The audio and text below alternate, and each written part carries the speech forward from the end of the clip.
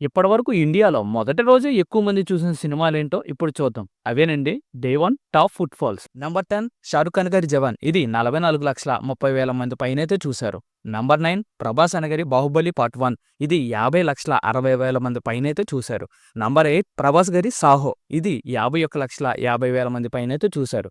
Number 7 same again Prabhas గారి 'ఆదిపురుష్' ఇది 55,80,000 మంది పైనైతే మొదటి రోజు చూశారు.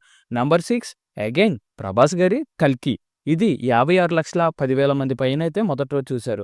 నంబర్ 5 కేజీఎఫ్ చాప్టర్ 2 ఇది 57,50,000 మంది పైనైతే చూశారు. నంబర్ 4 అగైన్ ప్రభాస్ అన్నగారి 'సాలార్' ఇది 58,20,000 మంది పైనైతే మొదటి రోజు చూశారు. నంబర్ 3 ట్రిపుల్ ఆర్ ఇది 60,10,000 మంది పైనైతే చూశారు.